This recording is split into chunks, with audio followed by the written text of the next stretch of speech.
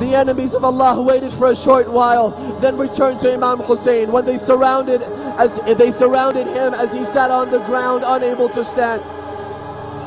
Then Umar ibn Sa'd looked at the Imam, and then he said to his soldiers, Arihuh, kill him, relieve him of this pain. No one could do it. They just struck him one after the other. They kept blowing the strikes of the sword at him one after the other. No one could dare kill the Imam. They all relied on one another. Imam Hussein was now waiting only for his death. Imam Hussein was going to die from the bleeding anyway, and yet Shimr came close to him.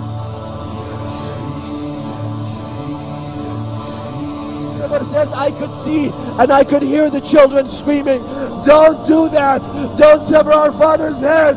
I could hear Zainab shouting, don't kill my brother. I could see Zainab crying and saying, leave my brother alone.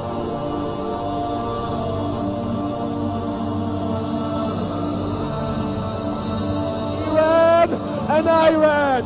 He ran towards the killing pit while I ran towards the killer himself. He drew and I drew. He drew the dagger from his pocket while I drew a sigh of grief from my chest. He severed and I severed. He severed and I severed. He severed my brother's. He severed my brother's head while I severed my hope. أبد والله ما ننسى حسينا وحسين وحسين.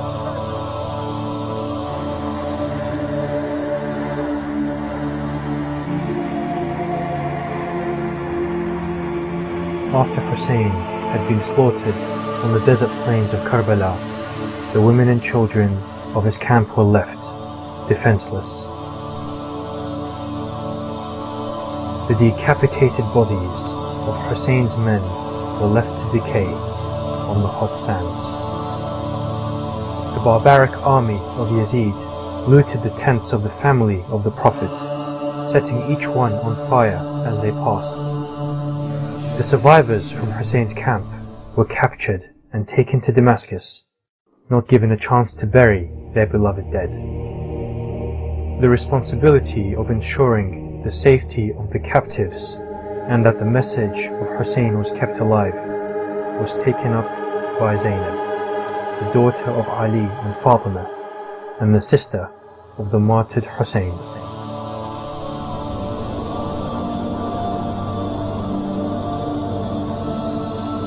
The relevance of Imam al-Hussein's sacrifice and the sacrifice of his family and his companions highlights, number one, Islam's constant spread of the concept of justice. Number two, it highlights the importance of sacrifice towards the message of Islam. Number three, it highlights the propagation of the message of Islam. Number four, it highlights for us that continuously in our life we must persevere in order to ensure that the human being is able to achieve freedom of thought and freedom of expression in society. Imam Hussein alayhi salam showed us that even if it will be for you to be killed, for you to be sacrificed for the sake of Allah subhanahu wa ta'ala, in order for you to protect the religion of Islam, do it so. And he did it with his action, not with his words. When we talk about justice and we talk about humanity, the name of Hussein comes synonym to that. Imam Hussein alayhi salam, yes, he was martyred in Karbala. He was his family members, his companions were killed, but these people were killed physically. Spiritually, they are alive. The call of Imam al-Hussein, Hal min Nasr yansuruna, is there anyone out there to help us? Is there a helper to come towards us? This call was a message for the opposition on the 10th of Muharram, but was also a call towards us today. In each of our lives we must ask ourselves, are we helping the message of Imam al-Hussein? Are we spreading it towards Muslims and non-Muslims alike?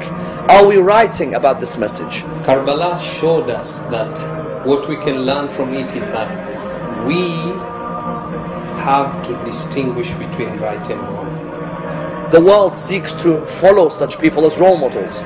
Therefore, in the same way we see contemporary figures who have stood up for justice, Hussein ibn Ali comes as the highest in this list, as a man who on the battlefield was the bravest, but as a man who off the battlefield was the most generous, and a man who told us that if it means that his life had to be killed, his life had to be ended in order that the light of the candle of Islam continued, then it did not matter, for the light of the candle of freedom and the light of the candle of expression and speech and justice is the light that we must always seek to ensure continues to shine. So it is for us to apply Karbala in our life, and in order for us to live a happy life either here or in the next world, inshallah.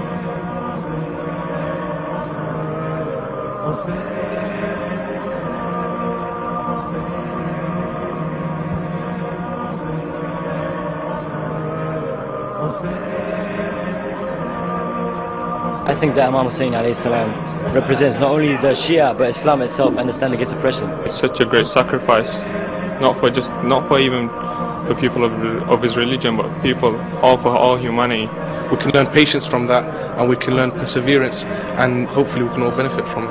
Well, the sacrifice Imam Hussein made, to me, as being a new Muslim, that's the main thing that got me into Islam. Imam Hussein, to me, he means salat. Actually, it's my whole life. He changes everything.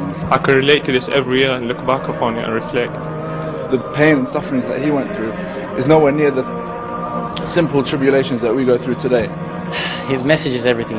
And it can affect you emotionally, mentally, and spiritually. It teaches me to have no fear. Imam Hussein alayhi salam is for all of mankind. Patience. Bravery. Passion. Motivation. Determination. What did he die for? He died for us, he died for Shia, he died for Islam.